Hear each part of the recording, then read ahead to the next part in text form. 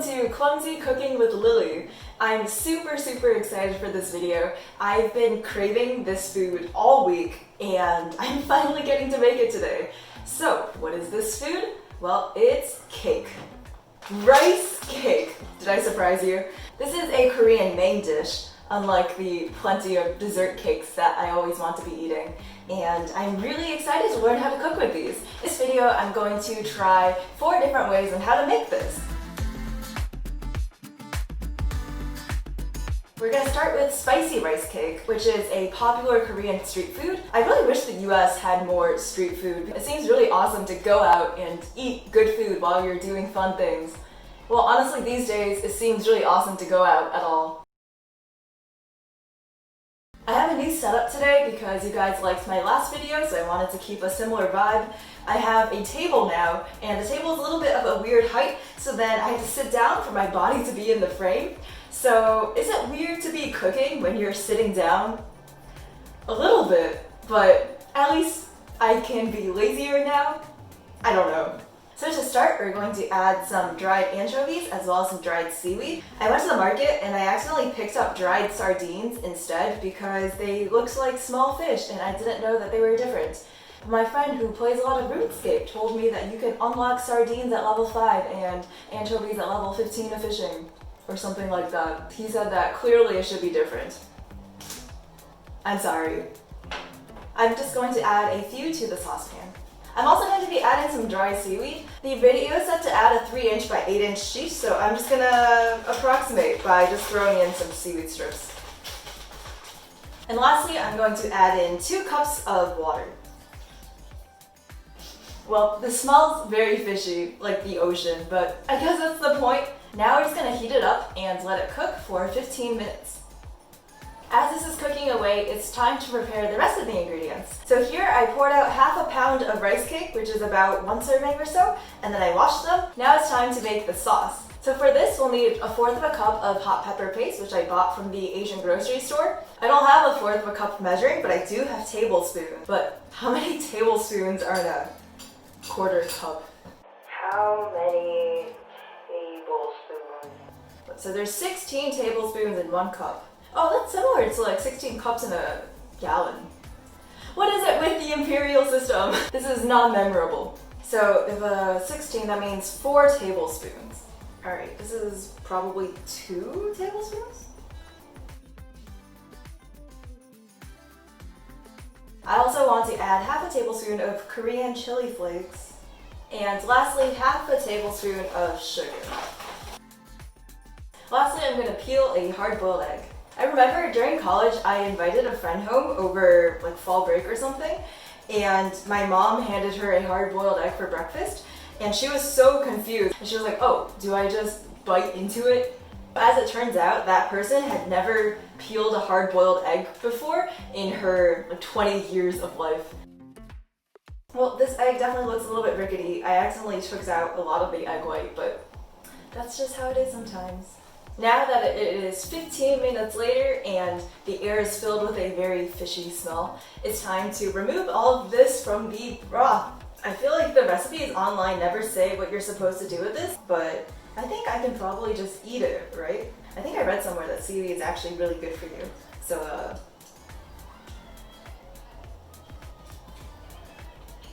tastes like seaweed, tastes fine.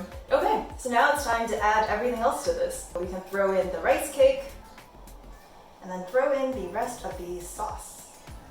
I'm also going to throw in some fish balls. This is very not authentic. I think usually it's done with fish cake, but I didn't have any of those, so I figured this is a good replacement. I'm also going to add some enoki mushrooms, which is super not traditional, but this is my favorite thing to eat. This pot kind of looks like it might overflow, but hopefully the water will boil down a little bit. And lastly, we're going to sprinkle on some green onion. My family likes to just freeze these in bulk and then we can use them whenever we want.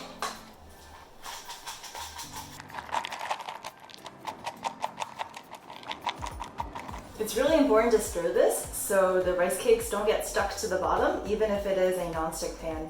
Okay, it's been about 7 minutes later and now the rice cakes are completely soft and it's time to eat it. The sauce is definitely thickened up and it looks so good, so let's serve it.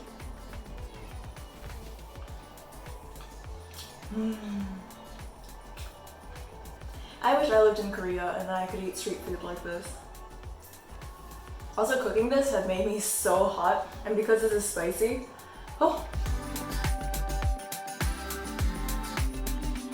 For our next rice cake recipe, we're going to be using the crazy ingredient of cream.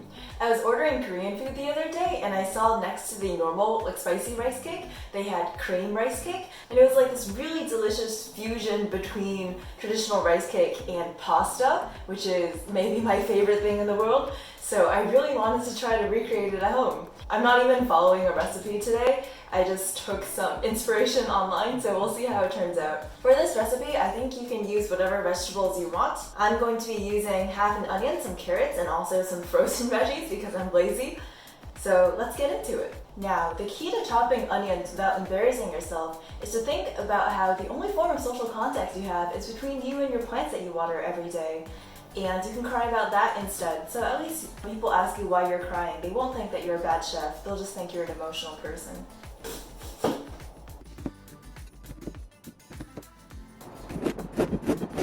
And last but not least, some garlic. I'm just going to mince this up. Now to throw everything together. I'm going to add a little bit of oil, and then I'm going to add the garlic I chopped from earlier, as well as my bowl of chopped veggies.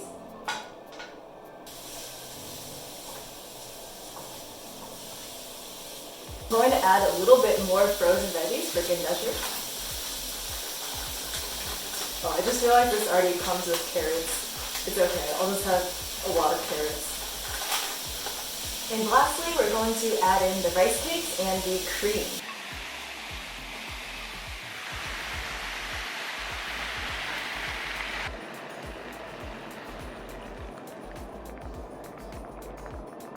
So I actually love fusion food a lot, especially Asian mixed with more Western types, but I feel like any restaurant that brands itself as fusion is so overpriced.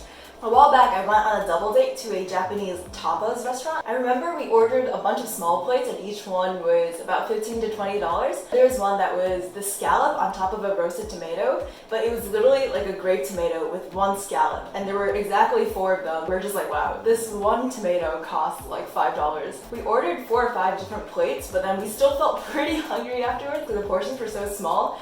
And we already spent a good amount of money, and then we literally just went to McDonald's afterwards because we were still hungry, and I ate some chicken nuggets and I felt much better. I think fusion food in general is really overpriced, which is why I'm always curious if I can reproduce it at home, because it's not hard to make, right? I think. Just throw in some cheese. Speaking of cheese, this seems pretty melted down, so now I'm just going to add some Italian style cheese. I never cook with cheese at home, so I don't know what to do. I don't know how much cheese to add, just sprinkle it over, I guess.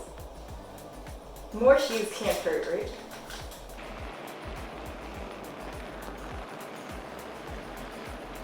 Well, I just realized that this has been sitting here the whole time and I forgot to add it. So time to also add in a little bit of spice. And it looks good to serve. Let's go. Oh my god. Just look at this. Look at it. Oh, it smells so delicious.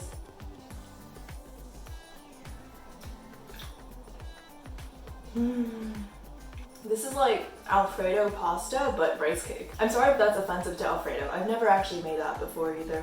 But I'm really proud that I was able to recreate this just by throwing some of my favorite veggies together and adding some cream.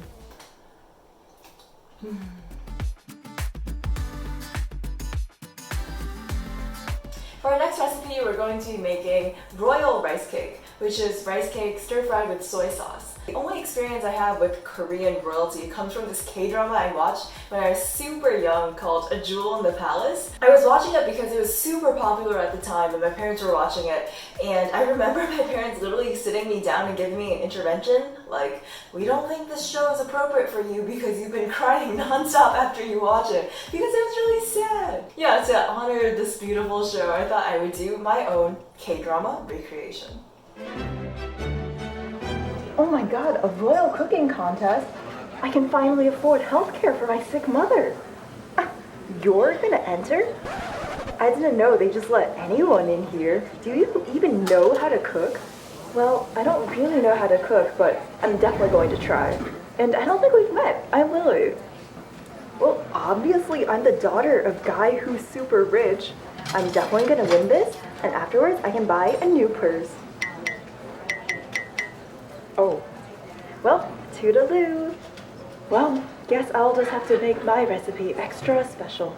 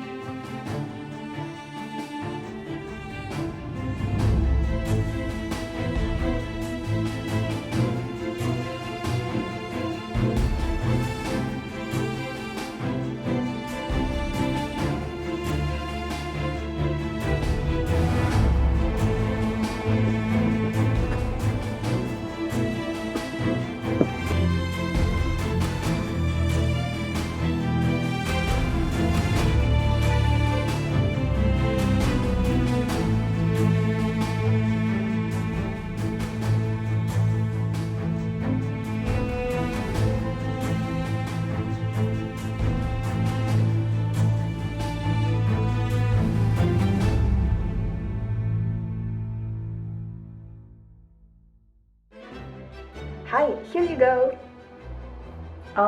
I can't eat a piece of gold. Whatever. Do you know what food is? Next. Your Majesty, here is my humble rice cake.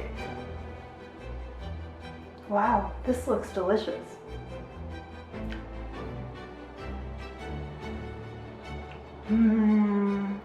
The soy sauce and rice cake combination is immaculate. I also love all the veggies that you included. Good job. I'm going to declare you the winner. Yes, thank you so much.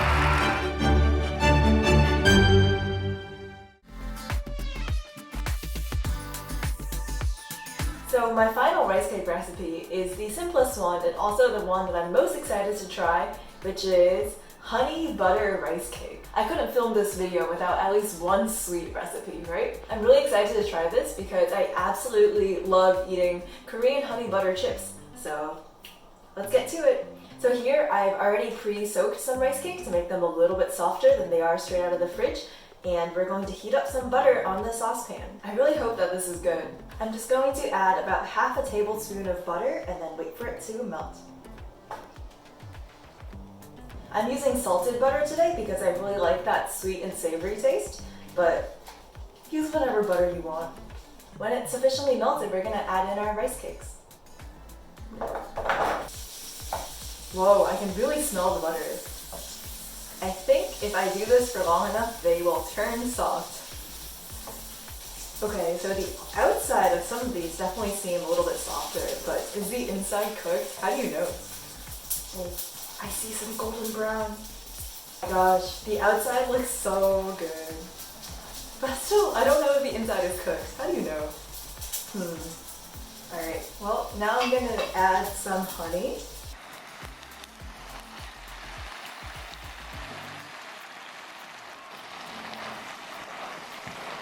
Oh no, it kind of smells like it's burning. Maybe I should take it down. Okay. Maybe don't add the honey to the pot. And I'm also going to top with some sesame seeds. It's time to try it. Some of these definitely got burned on the side when I added the sugar, so don't do that until it's out of the pan. That would have been smart.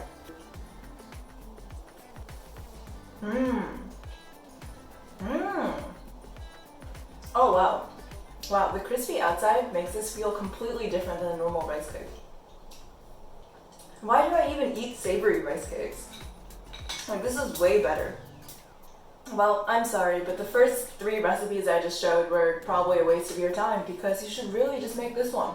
Frying rice cake is truly the way to go. Well, this has been a lot of rice cake for one video. Thank you guys for watching, and please tell me which one you guys thought looked the best.